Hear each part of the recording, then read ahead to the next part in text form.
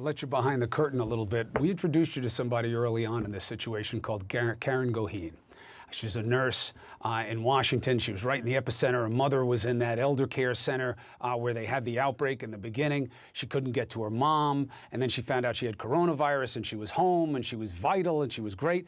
Well, after we talked to her, she took a turn for the worse, and she went into the hospital, and she was on a ventilator, and we were so worried, and we couldn't get her, and you know, she meant so much in terms of our overcoming this.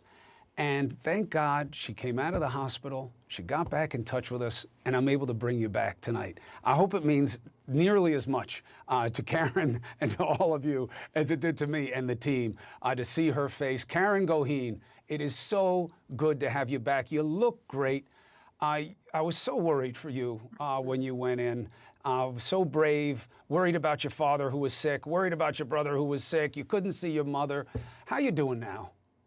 Yeah, I'm doing a lot better. I'm still having a little bit of trouble catching my breath sometimes, but pretty close to 100%. And it got a little scary there, being in the hospital. It was scary.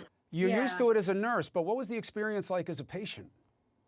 Well, I have to just correct you Chris. I didn't make it to a ventilator. I was on oxygen. Oxygen, But I didn't okay. have to go on a ventilator. Oh, good. Okay? Thank God. Thank God. So, but, you know, when you can't even stand up at your bedside and get to, you know, the toilet at the side of the bed without being short of breath, it was pretty scary.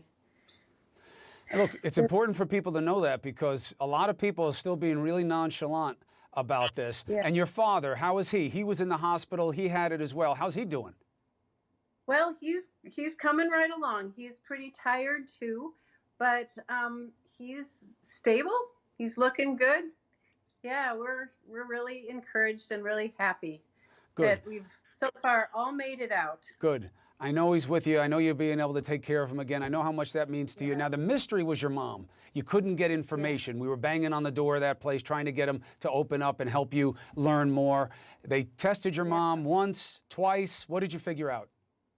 Well, she was tested once and was negative, and then she was tested again and it was positive, which made us really scared.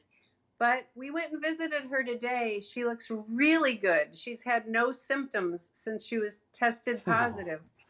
Look at those So two. she looks great. We're hoping to get her home maybe this next week so that my mom and dad can be together again and so they can hold hands and keep each other company through whatever is to come next. Oh, Karen, you're opening up our hearts here, and it's just beautiful to see the family come through this together to this point. God willing, by the grace, everything stays good going forward.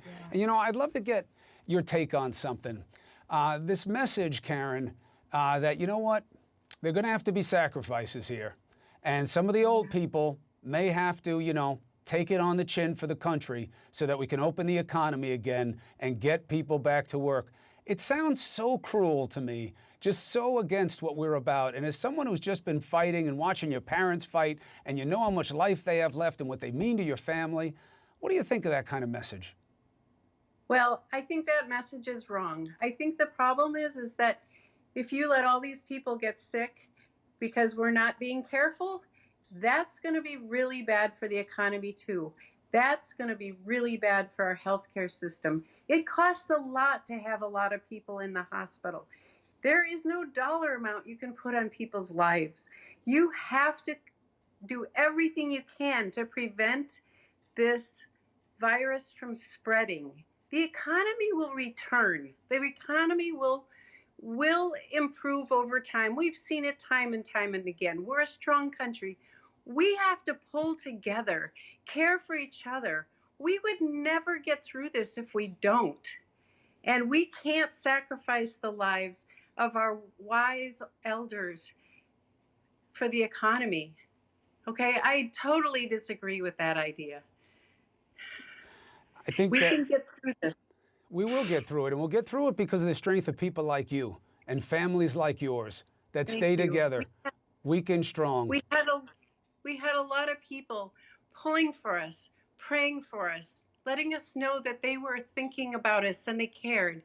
So that's what we have to do as a country. We have to pull together the same way we did during World War II to overcome all of that stuff. This is the same kind of battle. We can pull together and overcome it together, but we have to work on it together. We have to care a lot about each other, much more than money. Okay? Karen, you make me, you make me get all soft inside. You're hurting my TV persona image right now. We need an expression for your family. You have going hard and getting through something, but you got go hard and then you got goheen.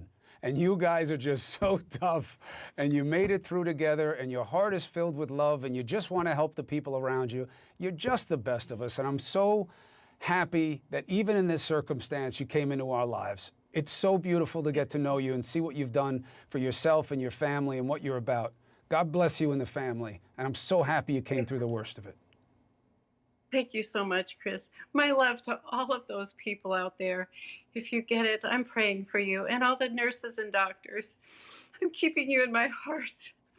You are so special. We love you all. And you're one of them. You're a nurse. Get well, get back to work, and send my love to your parents. Okay. Thank you, Chris. All right.